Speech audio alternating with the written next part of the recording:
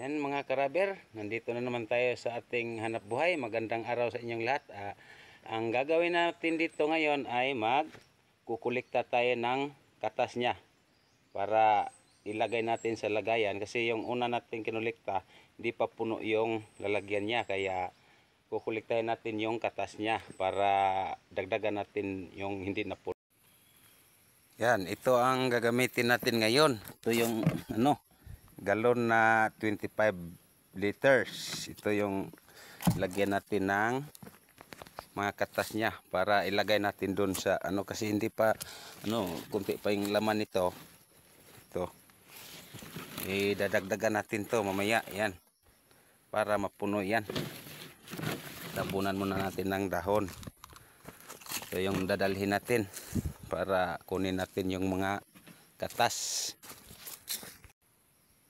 Ito na mga karaber, may nakuha na tayong katas niya. Ito, yan yung katas niya, Yan, malapit mapuno yung timba natin. Ilagay natin dito para idagdag sa yung una nating kinulikta ng isang araw. Ilagay muna natin. Yan mga karaber, nalagay na natin, Yan, Tsaka babalik pa tayo doon sa bandaron.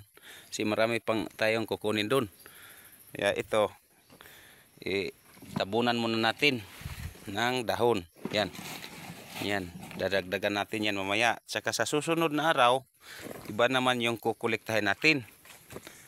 Yung kukuliktahin natin yung tinatawag namin ditong scrap. Tulad nito, Ito. Ito dito sa amin, scrap to. Iwan ko sa ibang lugar kung anong tawag niyan.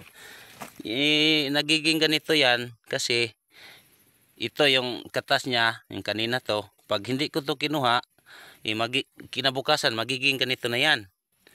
Kaya tinatawag namin ditong scrap. Na ito naman yung kukunin natin sa susunod na araw.